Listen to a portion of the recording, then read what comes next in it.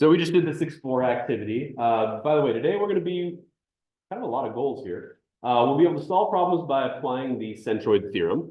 And the centroid theorem just has to do with what we discovered with those intersections of the medians. And then we're going to be able to use altitudes and the slope criteria.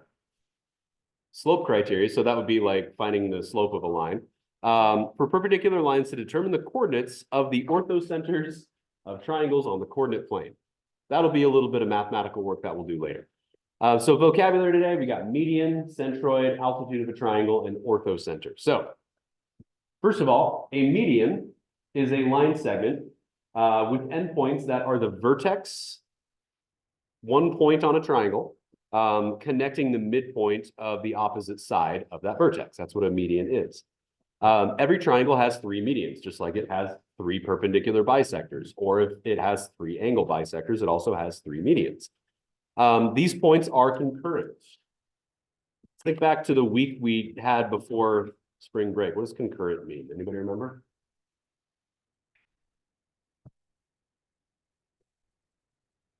It's from lesson 6.1, if you want to flip back. Concurrent.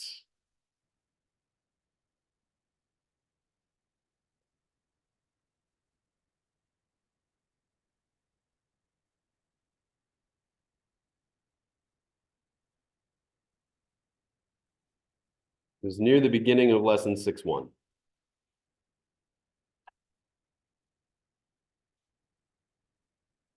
It was on page 350. How about that?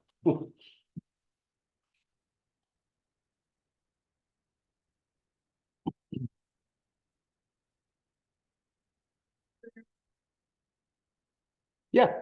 So the medians, which there are three, are concurrent, which means they all intersect at one point. And we saw that on our warm-up. The point of concurrency of the medians of a triangle is called the centroid, and it is always inside the triangle. So we got ourselves a theorem here. It's called the centroid theorem, and it says the medians of a triangle intersect at a point called the centroid that is 2/3 the distance from each vertex to the midpoint of the opposite side. We saw that as well. Which means that the midpoint to the centroid is 1/3 the distance across the entire median, So all polygons have a balancing point, or what's known as a center of gravity. So basically, kind of an interesting thing. If you were to basically make a piece of wood in a shape of a triangle, and you wanted to balance it on a point, like holding it up like this, and you got like a flat piece of wood, that's the shape of a triangle. The point in which it would balance is the centroid. So if you could like drill out a point on a triangular piece of wood, or put a point on a triangular piece of wood, and then put like a vertical, like a stake underneath it, and set the piece of wood on top of it, that piece of wood would balance at the centroid. So that would be the center of balance, or center of gravity. This is the point at which the weight of a region is evenly dispersed and all sides of the region are balanced. The centroid is the center of gravity for a triangular region, which basically means if you are to split up a triangle into three regions right around the centroid, that means that this region here, like if all the thicknesses and everything are the same, the densities and all that, would have the same weight as this region here, which would have the same weight as this region here. So this region and that region would all be equal in weight, is what it's saying. Because the way that things balance physically is if the weights are the same, spread evenly across those different areas. So that's what it's saying about a centroid, which is actually kind of cool. So we, however, are talking about lengths. We don't need to worry about weights and areas and all that kind of stuff. We're talking about how far across things are. So in triangle ABC, P is the centroid, and the length of BL is 6. Find the length of BP and PL. So BL is the entire median from B to L. So I'm just going to do one of these right here, and I'm going to say, all right, that is 6. So the entire length of the median BL is 6. And that's what it's shown right there. Now, the rest of the math for this example is already done for us, but we'll be working on some of our own on the next page. So it says that the length of BP, and this is where we're actually using what we learned in that warm-up, is that the length of BP is 2/3 the distance all the way across the length of BL. So from B to P is 2/3 of 6 is essentially what we're saying. So 2/3 of 6 is equal to 4. So the length of BL is 6. And then if you want to figure out the rest of it, I mean, obviously, you know that 6 plus 2, 6, sorry, 4. So 4 plus 2 is 6. So that means that from P to L has to be 2, no matter what. By the way, there's a lot of ways to do this. And actually, when I solve problems like this, I don't actually solve it using this math here. I actually go with 1/3, and I'll tell you why when we get to the next page. But before we move on to the next page, let's look at this one off to the side. This one's on a grid. How could you find the coordinates of the centroid of triangle PQR? Any thoughts on that? Because this is coordinate math and coordinate geometry is definitely stuff that we have to do from time to time. So it gives us RS, and we know that RS is the median because it goes from a vertex R across, and we know that PQ is being cut in half because we have a congruent marking here and here. So what would be something we could do to figure out? Yeah, what do you think? Yeah. So we can find the midpoint of RQ, and we could do that because we have coordinates. You just use the midpoint formula, figure that out, and then connect it to P. Or you could find the midpoint of RP and connect it to Q. That's also a possibility. Now, in order to actually figure out the point where that happens, if it's not an exact coordinate, we're not actually going to do this, but I just want to talk about it. If we can't have an exact coordinate where those two lines intersect, what else might we have to do to actually figure out the coordinates? So like if it doesn't intersect at a nice point like 5, 4, what's something that we could do to figure that out, even if we don't know exactly where it crosses just by looking at it? It's something that we did on lesson 6.1.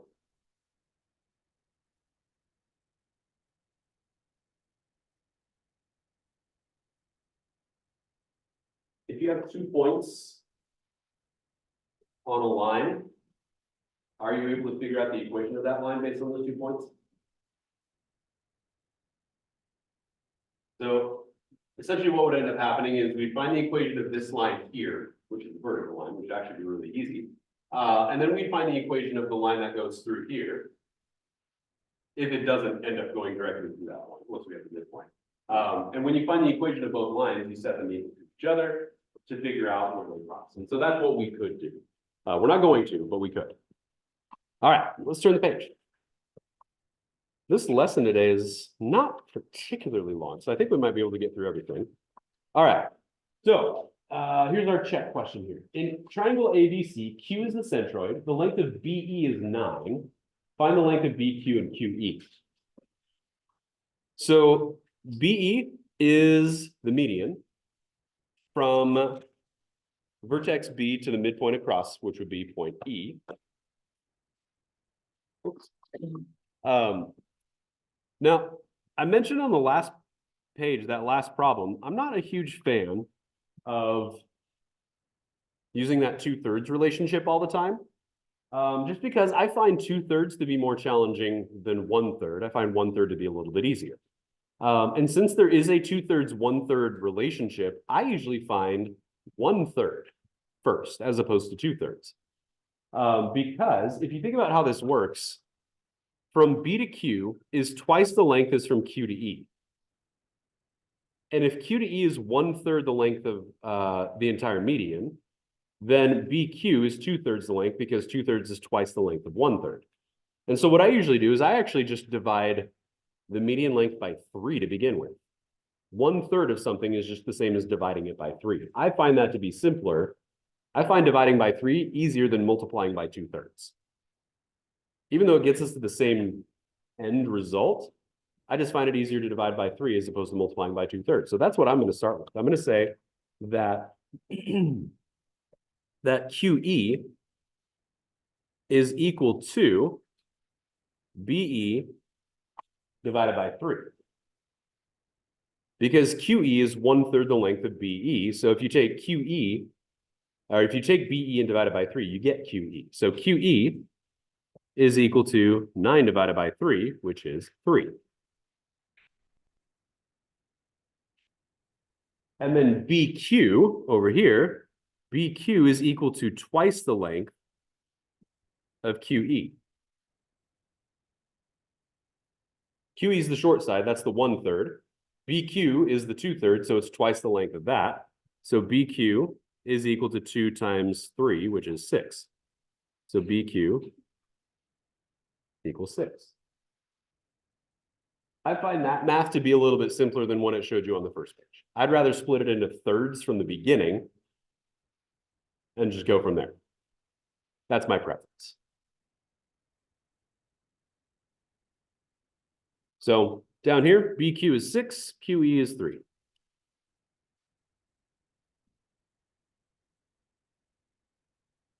And if you add them together, 6 plus 3 is 9, which is the entire length of the median. That should always be true, by the way. If you add the two parts of the median together, it should equal the entire length of the median because of the segment addition postulate. If you add two parts of the segment together, you should get the whole segment. All right, questions here? Cool, let's keep going. Now this next one, again, this next one also kind of splits it into that 2/3 relationship, which is not something that I would necessarily use from the get-go, but we'll see what happens here. So this one gets a little more challenging. Obviously, there's a lot more words and descriptions of things going on here. It says, in triangle LMN, the length of PY is 7. So 7, I'm just gonna put that there. If it tells you a length, it's always a good idea to put it on the diagram. X is the midpoint. Oh, wait.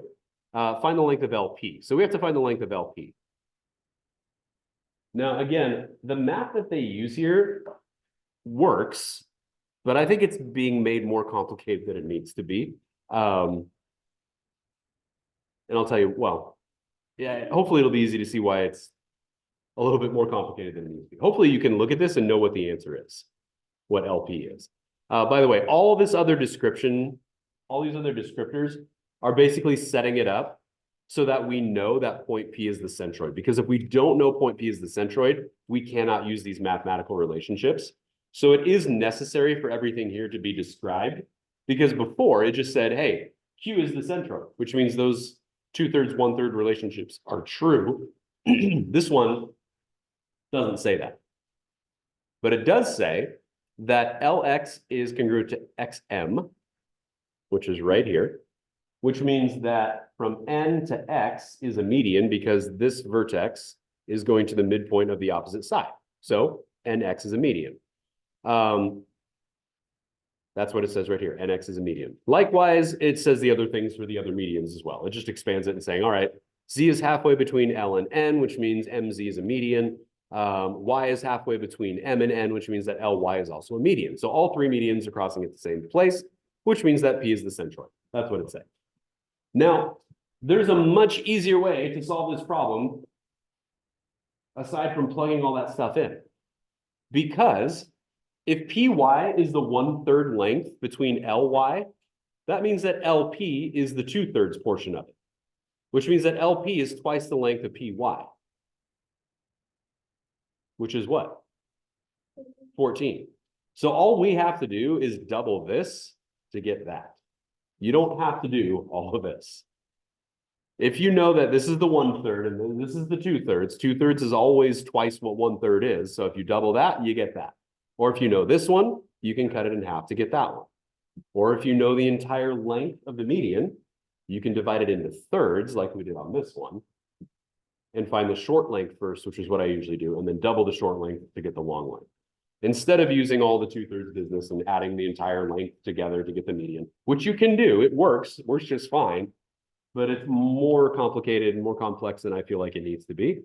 And from my perspective, I feel like my job is to make things as understandable as I can. And I feel like it's simpler than doing this. You could do this, but it's just kind of annoying to have to do that every time. So let's take a look here. Let's just use our, I don't know, I find it logical to take the path of least resistance when it comes to math. And so let's try this one. SP is 3.5. Every side length here is being cut in half, which means that every length from a vertex to the opposite side is a median, which means that P is the centroid. And if SP is 3.5, we need to find PZ. So what is it? 7. Exactly. All you have to do is take 3.5 and multiply it by 2. You could do all this algebra business and work through it that way. It is certainly fine to do that, and there's nothing wrong with it. But if there's a simpler way, nothing wrong with using the simpler way. 3.5 times 2 is 7. PZ is 7. What's the length of the median? Let's just add one in here. Let's say SC. What's the length of SC?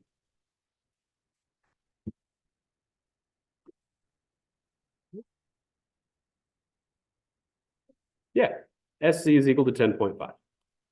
Because if the shorter part is 3.5 and the longer part is 7, 7 plus 3.5 is 10.5. All right. Any questions about how to use the centroid theorem? Okay. If you have the entire centroid or the entire, yeah. So anytime you're looking here, so like the entire length of the median is broken into thirds essentially. So 3.5 is 1/3 the length of the entire median, which means that PZ is 2/3 the length. And 2/3 is also always going to be twice what 1/3 is. So if you have the shorter side of a median, just double it to get the longer side or the longer part of it. You have the shorter part, double it to get the longer part. If you have the longer part, cut it in half to get the shorter part. If you have the whole thing, divide the whole thing by 3 to get the shorter part, and then double that to get the longer part. So, yeah. All right, let's move on. Got a little application problem here. And we're going to use this graph down here to figure it out. So we're going to find the centroid on a coordinate plane. This is actually going back to this question right here. It's not, I don't think it's the exact same question, but it's going to be similar. So looks like Lashaya needs to hang a wind chime with a single piece of cord. The pipes of the wind chime are attached to a triangular platform. When the platform is placed on a coordinate plane, the vertices of the triangle are located at 1, 1, 11, 5, and 7, 10. What are the coordinates of the point where the cord should be attached to the platform so the wind chime stays balanced?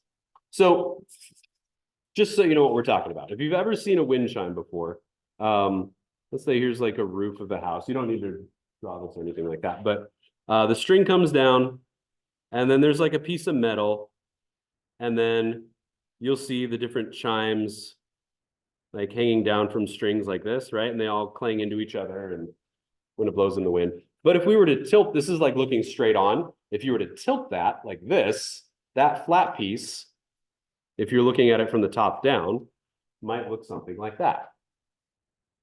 And so all the wind chimes are underneath there hanging down from it. And we're trying to figure out if we want to hang this on a string, so it's not doing this, we want it level like this, we need to figure out where the centroid is in order for it to hang so it's perfectly level left and right. Otherwise, it'll end up tilting, which won't really look right. So that's what we're dealing with here. So let's see. What is the task? Describe the task in your own words. Then list any questions you have. So what do you think we're trying to do here? What's that? Okay, so hang a wind chime. Okay. So it stays balanced, right?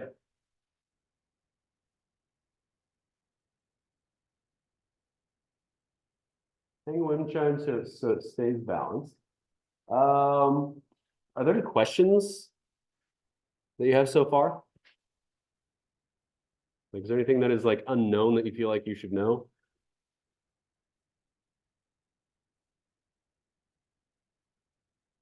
And maybe we'll actually end up with some questions once we look at number 2, because 2 says, how will you approach the task? What have you learned that you can use to help you complete the task? So what should we do? Any thoughts on what we should do here?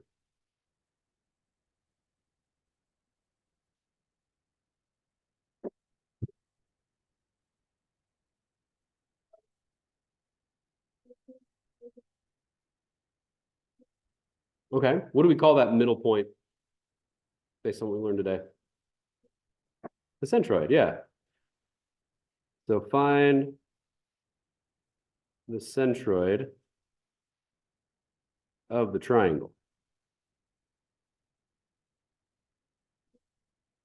So what should we do first in order to find the centroid? What information did it give us in the lead up to this problem?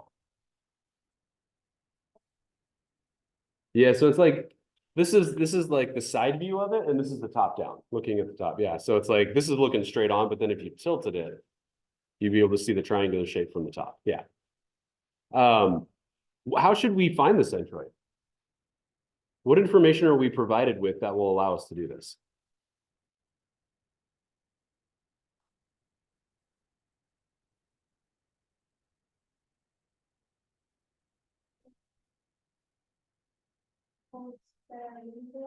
Okay, and so what should we do with those?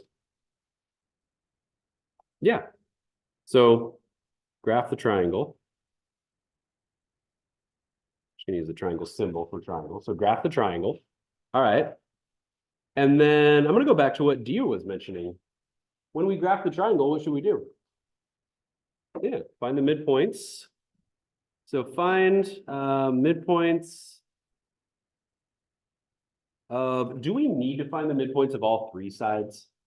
No, how many do we need? We only need 2. We could do all 3, but because those lines are concurrent, wherever 2 of them cross, all 3 of them will cross, or where all 3 of them cross means that we only need 2 because 2 of them will cross in the same place as all 3 of them. So we only need 2. So find midpoints of 2 sides. And connect to opposite vertices. Let's start with that. There might be more that we need to do, depending on whether or not that point of intersection is an obvious point of intersection. If it's not, then we'll probably need to do more. If it is obvious, then we can go ahead and just work on it. So let's go ahead and use that strategy. So once we have that down there, by the way, this is just a good, what we're doing here is we're just having a nice, good way to work through a word problem. This process for solving this could be used with literally any word problem. If you know what you're trying to do, hang a wind chime so that it stays balanced, and you use math that you learn to apply that, and then actually use the math correctly, you'll get to the right answer. So use your strategy. Graph the triangular platform and the median. Okay, so let's graph the platform. We've got 1, 1. Let's just go by ones here. I'm guessing they made it big enough for us. 11, 5.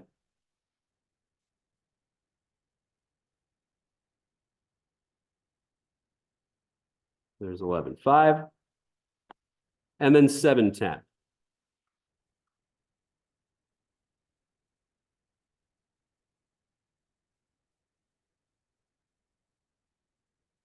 So those are our vertices right there.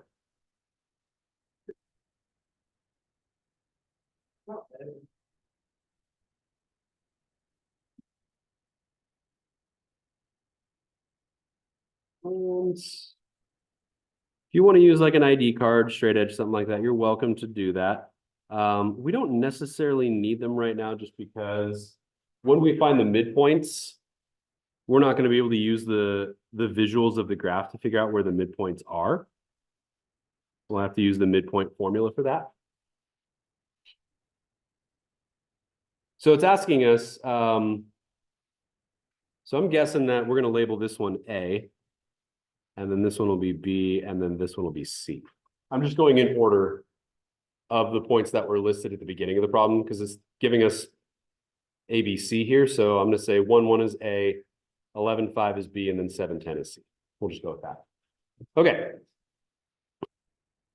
The midpoint of AB is what? So we have to do some math over to the side here. And I'm going to go way up to the top here. And because we might need to use a lot of this room. We don't really know. So I'm going to say midpoint of AB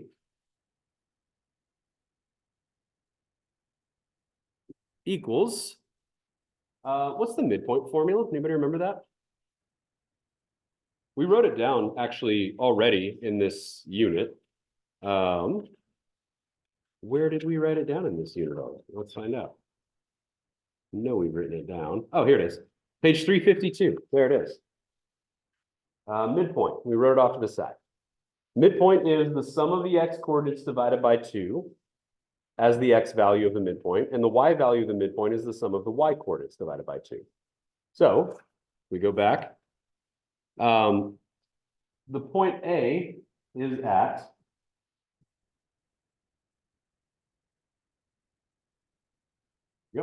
A is at 1, 1, B is at 11, 5. So if we add the x coordinates, 1 plus 11 is what?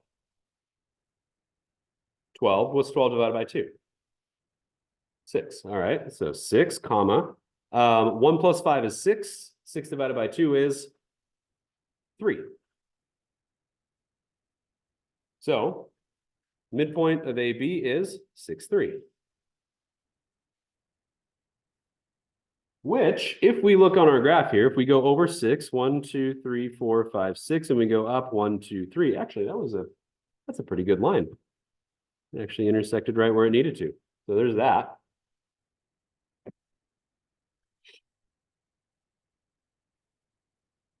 Which means that the median is going to connect to point C.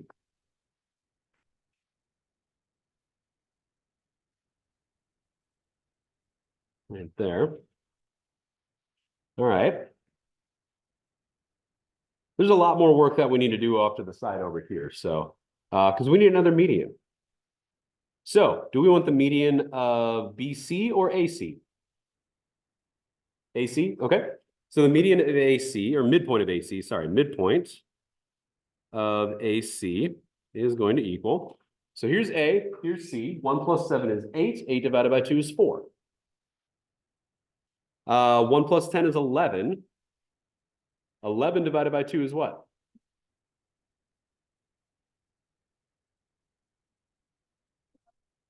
Yeah. 5.5. So we have a halfway in between there. And by the way, it would have happened with the midpoint of BC as well, because 11 plus 7 is 18 divided by 2 is 9. 5 plus 10 is 15 divided by 2 is 7.5. So no matter what, we would get a coordinate that has a 0.5 in it. So AC versus BC didn't really make a difference in that regard. So 4, 5.5. So over 4, up 5.5. So let's see, 1, 2, 3, 4, 1, 2, 3, 4, 5.5. Actually, that's not bad either. Lines were drawn fairly accurately. Okay. So now we've got our other median, and we only need to figure out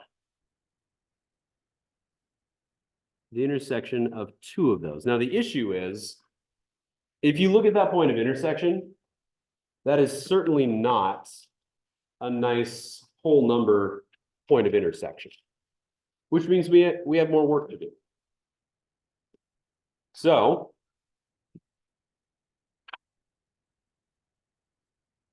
what do you think we should do next?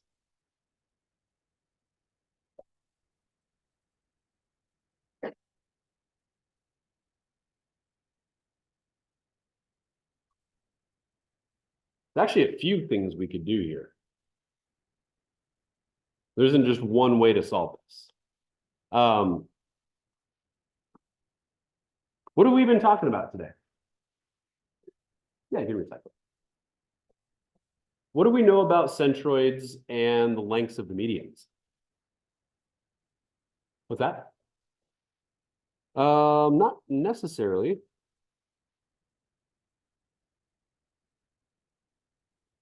So here's our centroid, by the way.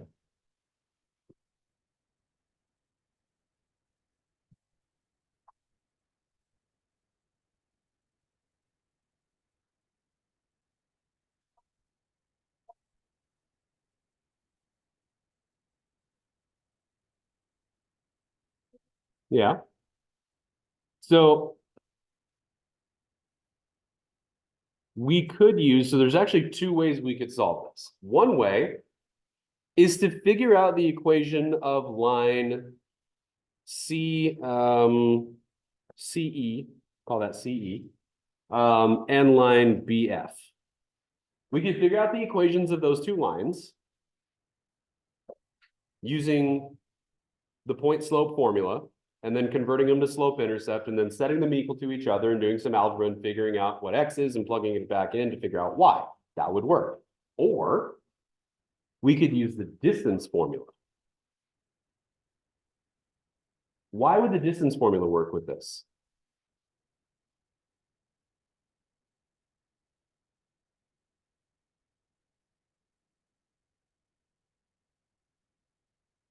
How could we use the distance formula to make this work?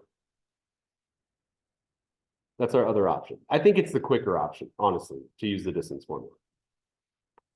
Why would that work?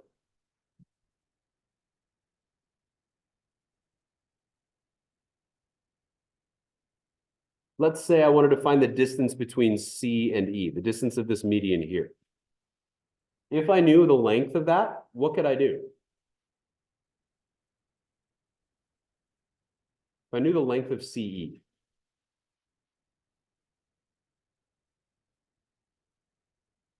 how would that be useful?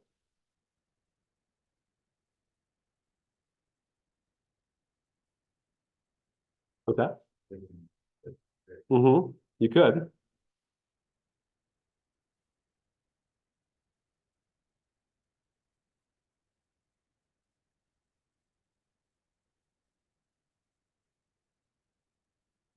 Okay.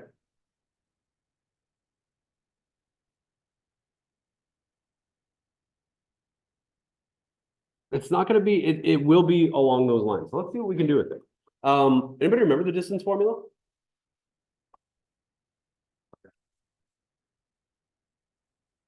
There is. So it's the square root of parentheses. Yeah, or x2 minus x1 squared in parentheses plus, and then y2 minus y1 squared in parentheses like that. So let's go ahead and try that. Now, the issue that we might run into is even though we are going to know the length or the distance, it might not help us with exact coordinates. So it might end up being that it could be better to use the slope intercept formulas and do it that way. That might be a better option, but let's see if this works.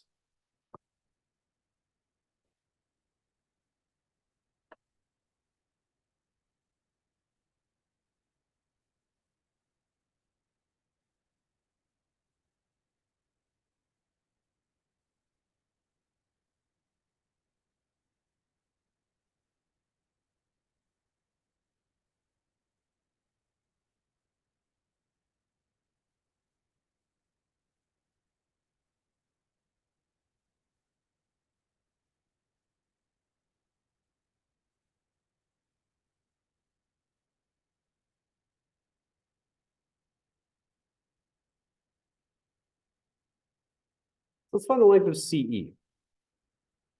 So CE is going to equal, we're going to need coordinates, by the way, for these things.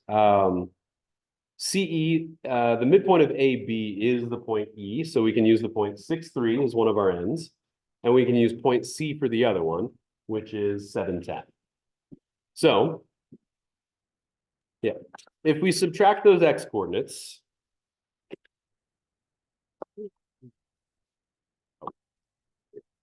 if we subtract the coordinates from C to E, for the x values, you'd have 7 minus 6 for the x values. What's 7 minus 6?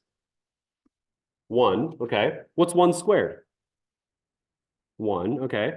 And then if we subtract the y coordinates, that'll be 10 for point C, 10 minus 3. What's 10 minus 3? 10 minus 3 is 7, yeah, so it'll be 7 squared, okay. So 1 squared is, go back up here. 1 squared is 1, 7 squared is what? Okay, and 1 plus 49? 50, okay. So the length between C and E is 50.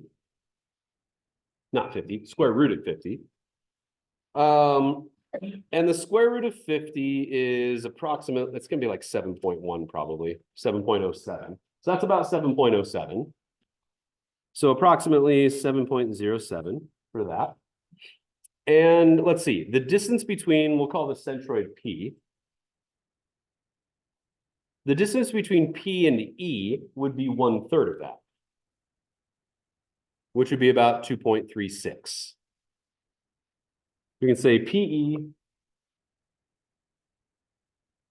equals 7.07 divided by 3, which is about 2.36. Now, the problem with this is that doesn't really help us with coordinates, does it? Not so much anyway. So, as nice as it sounds, I don't know if we can actually use this method. Because we don't really have info about how this is going to work. So I think we might have run into a dead end using the mid or the distance formula, because we can figure out the distance between those points using the centroid, but we can't actually figure out the location of the centroid. So I do think we're going to have to fall back on our slope intercept stuff, unfortunately. So that'll take a little bit longer, but that's okay. We have to use point slope form. So we're gonna have we need the slope from C to E, and we need the slope from F to B. So, and then we're gonna write the equation for each one. So I'm gonna head back up here. So this didn't quite work for us. And sometimes that happens. So let's see, slope of CE. So M of CE. By the way, slope just means rise over run. So basically, if you want to get from 6.3 up to 7.10, we already actually figured this out. Because the distance between 3 and 10 is 7, and the distance between 5 and 6 is 1. So that would be over 7 and up 1. So the slope is 7. So the slope of CE is 7, over 7 up 1. Now we need to use point slope form, which we have done already in this unit. And that was, let's see. One thing I'm going to do here is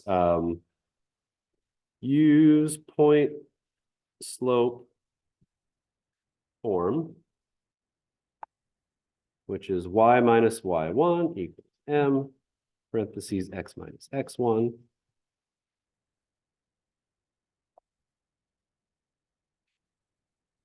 To convert to slope intercept form, which is y equals mx plus b.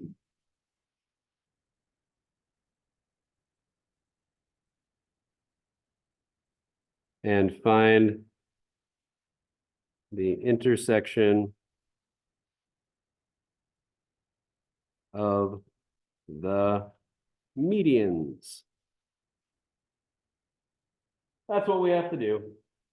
And if we run out of time today, that's fine. We can finish this up tomorrow if we need to, which we'll probably have to do anyway, because we do have one more page of notes after this. So we know the slope of CE is 7. So now we have to use point slope form.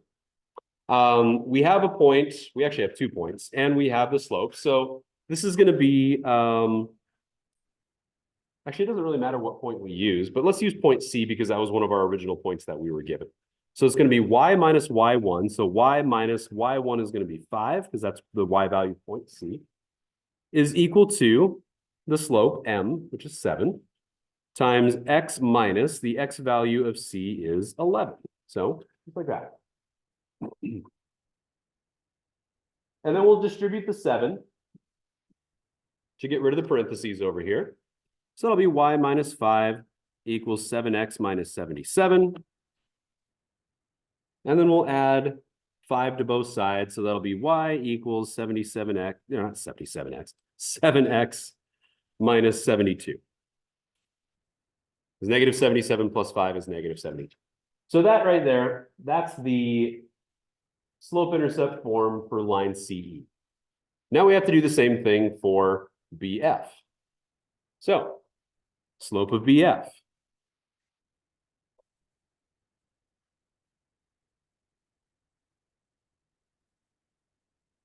So the slope of line BF, we're going to go from, here we go, down here. F is at, how far over did we go for this one? 1, 2, 3, 4. So we had to go over 4 to over, oh shoot, you know what? I messed that up. Point C is not at 11.5. Point C is at 7.10. Come on, Mr. Myers. All right, I'm going to adjust a few things here. That'll be y minus 10. That'll be x minus 7. I apologize for that. That's 7. I use point B instead of C. So y minus 10. That'll be minus 49. And then if we add 10 to negative 49, that'll be minus 30. Okay. All better. I looked at the wrong point. Okay. So the slope of BF then. Let's change it in there. So from point B to F, or from F to B, we're going from an x value of, let's see, 1, 2, 3, 4 to an x value of 11.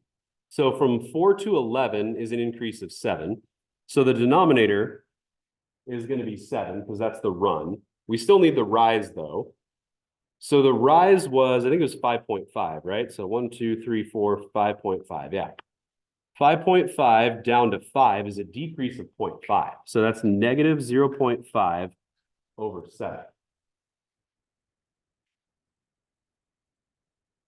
Negative 0.5 over 7. Now, in terms of writing that as a nice decimal, because having a nice fraction, just having a decimal over a fraction as a fraction is not great. So I'm just going to set up a negative 0.5. I'll put that over 7, and we'll convert that. It's negative 1/14.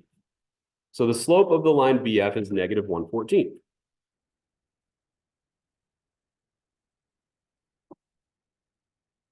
Now we're going to use our point. Let's use point B because those are whole numbers. This time I'm actually going to have to use 11 and 5, unlike the last time. All right, so y minus 5 is equal to negative 1/14 times x minus 11. And I'll use my calculator for this one a little bit just because we're going to have to add some stuff with fractions on this one. So that'll be y minus 5 equals negative 1/14 x. Let's see. Negative 11 times negative 1/14 would be positive 11/14. And so then we're just going to take 11/14 and we're going to add 5, and that's 81/14. So that'll be y equals negative 1/14 x plus 81 over 14. All right. So those are the two equations that we have. We have to figure out where those two intersect. Here's what we got to do. We need to take this equation and set it equal to that one. Now, since they're both equal to y, we can just take the right side of each equation and set those equal to each other. So we can say 7x minus 39 equals negative 1/14 x plus 81/14. And I'm just going to do that work down here where it says the argument. So I'll make that argument the math. So here we go. 7x minus 39 equals negative 1/14 x plus 81/14. Now this looks kind of complicated, but we can use our calculators. There's no problem with that. I'm going to do 2 steps in one here. We have to get everything with an x to one side. So if we add 1/14 to 7, that would get our x's to the left. And then if we add 39 to 81/14, that would get our regular numbers to the right. And again, I'm just going to use my calculator here. And since I already have 81/14 on here, I'm just going to say plus 39. And that's 627/14. So the right side It'll be 627 over 14. And on the right side, we're going to do 7 plus 1/14. And that's 99/14. X.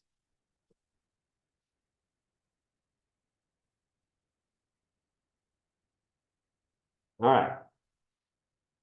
Last step to solve for X. Does anybody remember what to do to get rid of a fraction next to a variable in algebra?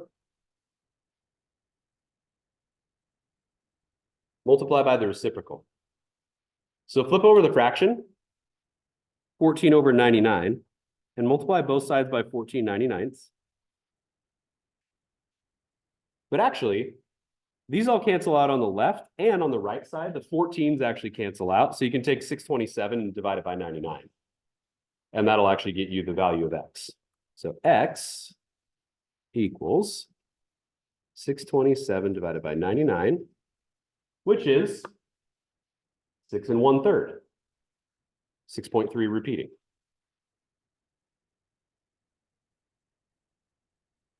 So X is 6 1/3. So the location of the intersection, the X value of the intersection is at 6 1/3.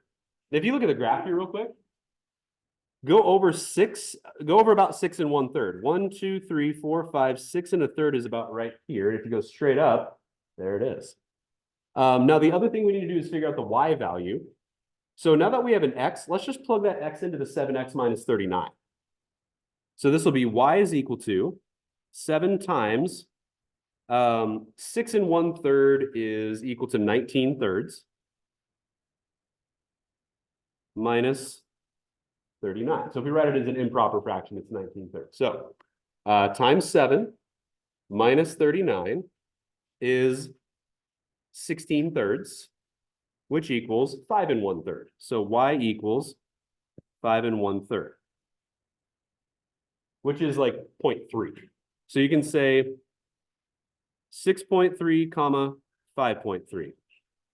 That's the point of intersection, which actually is exactly where it is. So we actually did have to do the equations and set them equal. And that's what we got time for today. So we will finish this tomorrow.